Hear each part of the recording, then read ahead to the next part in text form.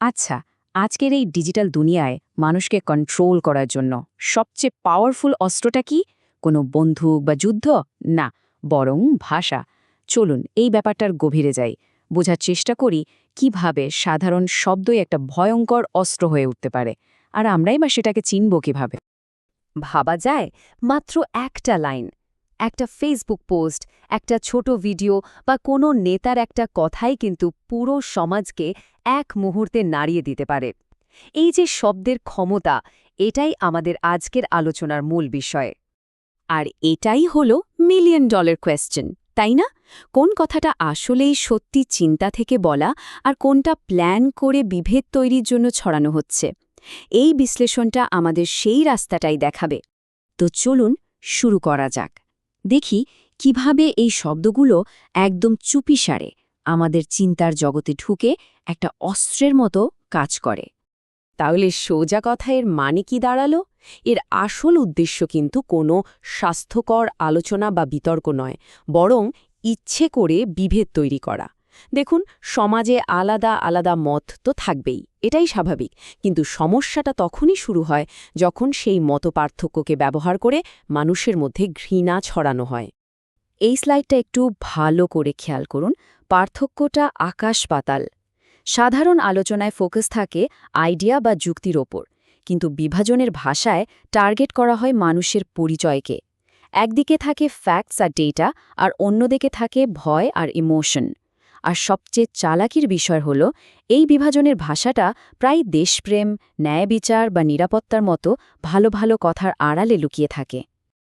ব্যাপারটা কিন্তু হঠাৎ করে হয় না, এর পেছনে একটা ঠান্ডা মাথার ফর্মুলা কাজ করে। চলুন সেই ফাঁদটা ঠিক কিভাবে পাতা হয় তা ধাপে ধাপে দেখে নিই। এই 5টা ধাপ একদম একটা চক্রের মতো কাজ করে। প্রথমে মানুষের মনে কোনো একটা বিষয় সন্দেহ ঢুকিয়ে দেওয়া হয়। তারপর সেই সন্দেহকে ভয় দেখিয়ে আরও বড় করা হয়। এরপর একজন কাল্পনিক শত্রু তৈরি করে সব রাগ, সব ক্ষোভ সেদিকে ঘুরিয়ে দেওয়া হয়। আর এর ফলে কি হয়, আমাদের সমাজের আসল যে সমস্যাগুলো, সেগুলো নিয়ে ভাবার সময়ই পাওয়া যায় না। ওগুলো চোখের সামনে থেকেই যেন উধাও হয়ে যায়। তাহলে প্রশ্ন হলো, আমরা নিজেদেরকে বাঁচাবো কিভাবে? এখানে 10টা প্রশ্ন আছে। এগুলোকে একটা শক্তিশালী টুলকিট ভাবতে পারেন, যা যে কোনো তথ্যকে ফিল্টার করতে সাহায্য করবে। এটাই সম্ভবত প্রথম এবং সবচেয়ে জরুরি প্রশ্ন। কি বলা হচ্ছে তার থেকেও বেশি গুরুত্বপূর্ণ হল এটা ভেবে দেখা যে এই কথাটা বলে শেষমেশ লাভটা কার হচ্ছে, ক্ষমতাটা কে পাচ্ছে। এই প্রশ্নের উত্তরটা খুঁজে পেলেই দেখবেন অনেক কিছু পরিষ্কার হয়ে গেছে। একটু খেয়াল করে দেখুন তো, যে কথাটা বলা হচ্ছে তার উদ্দেশ্য কি আসলেই কোনো সমস্যার সমাধান করা, নাকি শুধু মানুষের মধ্যে রাগ, উত্তেজনা আর বিভেদ তৈরি করে রাখা? যদি দেখেন কথায় কোনো সমাধানের ইঙ্গিতই নেই, শুধু ঘৃণা আর ক্ষোভ ছড়ানো হচ্ছে, তাহলেই বুঝতে হবে এর পেছনে অন্য কোনো উদ্দেশ্য আছে। ভয় কিন্তু খুব শক্তিশালী একটা আবেগ।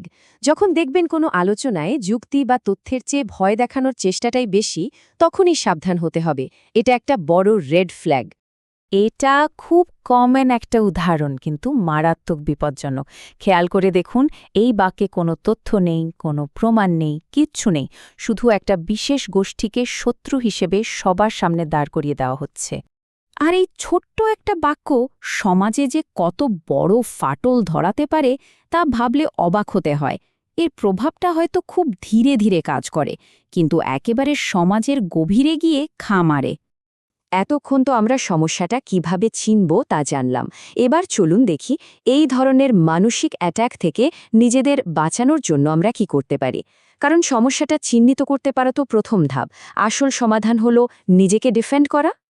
এই 5টা অভ্যাস আমাদের জন্য একটা মেন্টাল শিল্ড বা মানসিক বর্মের মতো কাজ করতে পারে। মানে, কোনো খবর বা পোস্ট দেখে আবেগের বশে রিয়্যাক্ট না করে একটু থামা, কয়েকটা প্রশ্ন করা, আর শেয়ার করার আগে অন্তত একবার যাচাই করে নেয়া, এইটুকু করতে পারলে অনেক বড় বিপদ এড়ানো সম্ভব। কিন্তু এই স্কিলগুলো জানা এখনকার সময়ে এত বেশি জরুরি কেন?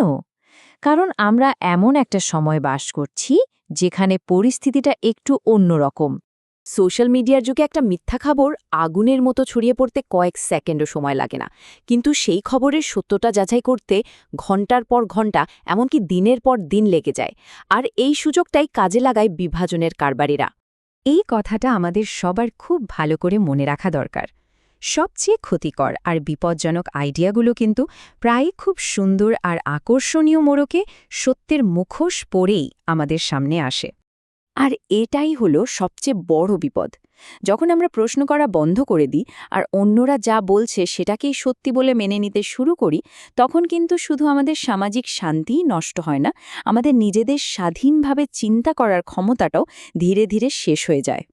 শেষ করার আগে এই প্রশ্নটা সবার জন্য রেখে গেলাম।